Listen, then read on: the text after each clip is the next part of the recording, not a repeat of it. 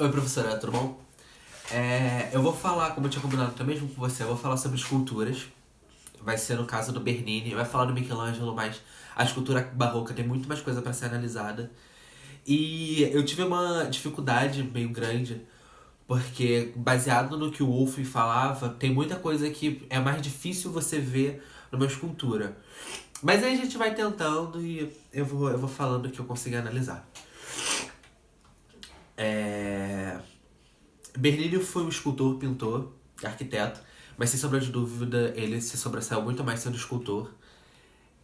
Muitas das coisas ele aos 22 anos ele já era financiado pelo Papa, então foi o que permitiu que ele fizesse muitas obras para muitas igrejas e que estão até hoje expostas. Eu vou falar da Fontana de Trevi primeiro, porque tem uma pegada também um pouco arquitetônica. A gente consegue ver que a Fontana tá realmente acoplada junto com o prédio. Você consegue ver uma transição do mármore da pedra se transformando no prédio. Isso é muito bem barroco, porque não segue uma linearidade. Ele não segue uma forma pré-definida, uma coisa rigorosa. Tem uma simetria muito forte, né? Tem uma estátua central e duas pelo lado. Isso é um pouco diferente do barroco, porque o barroco tem muitas não segue esse padrão, então tem muitas coisas que podem se acumular só de um lado, pode se acumular só no outro. Aqui segue uma simetria bem forte. Mas não segue. Segue uma simetria, mas não segue o rigor. Tem. Tem. Tem a simetria das duas em volta. Tem dois homens com cavalos aqui embaixo. Mas eles são muito mais fluidos, seguem muito mais. Tem muito mais movimento. Coisa que no clássico, a escultura clássica do Michelangelo era só um olhar, uma posição corporal. Aqui é realmente um ataque com o cavalo. É um movimento muito mais forte, sem sombra de dúvida. Tem essa transição que eu falei, né, do elemento. Isso é muito barroco, porque não segue aquela linearidade. O contorno aqui é muito difícil de analisar, mas eu consigo meio que ver, porque você consegue ver aqui o contorno das pedras embaixo, que não é o mesmo das estátuas, que não é o mesmo das estátuas que estão em cima, e nem da que tá no prédio, mas você consegue ver o contorno que você acaba diferenciando um do outro. As pedras é uma coisa, as estátuas que estão embaixo são outras, e a de cima é outra coisa.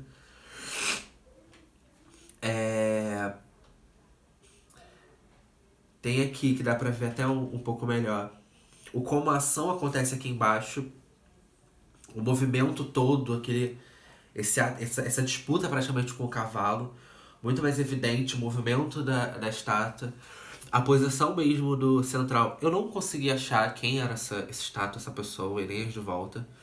Mas você vê que ele não tá só numa posição, ele tá com. Tem a posição dele, tem o vento batendo nesse tecido que tá em volta dele.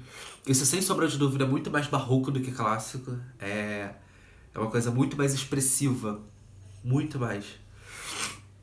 E tem o olhar também, tipo, ele não só. Ele olha, tem a posição dos dois braços que são diferentes, a perna que dá uma outra sobreposição comparada ao braço.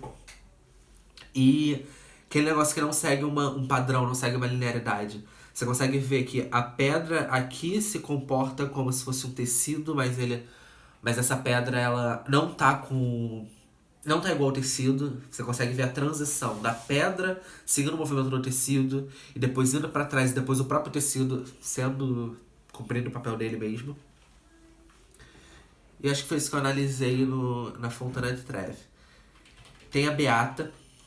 Eu gosto muito disso porque tem toda essa expressão do barroco, né?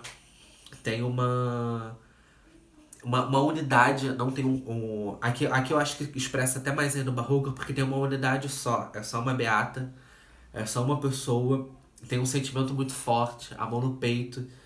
Essa expressão da estátua também é muito mais forte do que no clássico.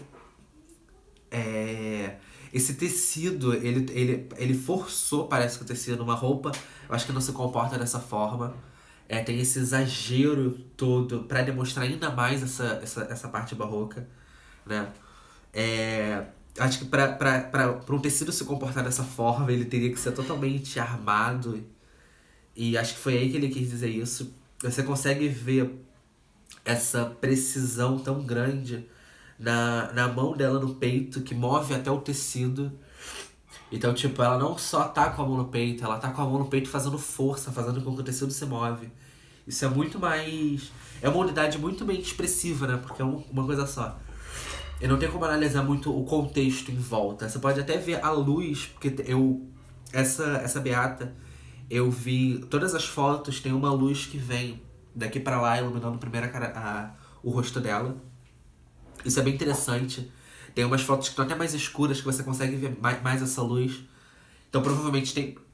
acho que tem uma janela aqui que permite que a luz entre. Não sei se isso é proposital, mas isso também faz parte de uma... Faz parte do teatro. O Guernica, além de ser arquiteto, escultor, pintor, ele também era, acho que, cenógrafo. Ele montava como se fosse um cenário.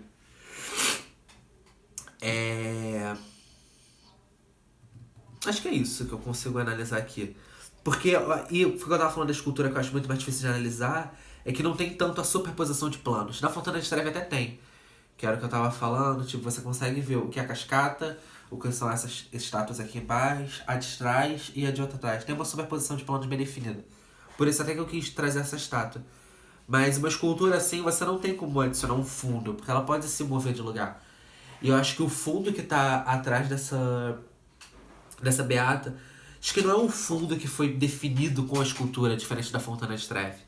Então isso foi uma coisa que é um pouco mais difícil. A forma aberta, a forma fechada, tipo, como é que eu vou analisar essa forma aberta e fechada aqui? Então eu acho que é muito mais a encenação barroca, realmente, não segue esses parâmetros clássicos que a gente viu. E é isso. Eu vou falar... Tem aqui, ó, a expressão, né? Tipo, boca aberta. Ela não tem... Dá pra ver o olhar dela, que tá um olho meio fechado, tipo... Como se ela estivesse tendo um infarto, né? Ou um orgasmo. É muito expressivo, muito expressivo. Com certeza é uma ruptura. E esse tecido mesmo que eu tava falando, como é que um tecido desse pode ficar tão armado assim? Então ele realmente foi esculpido com o intuito de mostrar essa dramatização da escultura. E dá pra ver também a riqueza de detalhes, né? Aquilo... Como se fosse a almofada, né? O adorno da almofada. Eu vou falar do Alberto Giacometti também. Ele foi um escultor muito importante do modernismo em relação ao surrealismo, cubismo, o existencialismo. Ele não se encaixa em nenhum desses tempos, porque ele recebeu influências de todos os lados. Ele era suíço, aí ele foi pra Paris, com 22 anos também, mesma idade do Guernica. Já começou a fazer as esculturas, estudar arte. E... essa daqui é o The Walking Man, a caminhada do homem, né? Eu quis analisar essa escultura porque ela não segue um padrão de escultura do realismo, como a gente vê dos outros escultores clássicos e barrocos. Tem sempre representado o realismo ali. O realismo que eu falo, a forma perfeita para representar o humano, o homem e as coisas. E aqui ele representa muito bem isso, só que ele não precisa representar o realismo. Tem umas coisas bem legais aqui que eu vou até ler aqui um trecho de como o Alberto meio que constrói as peças dele, porque ele faz primeiro em barro e provavelmente rola um molde contra molde, uma fundição para sair essa escultura de bronze.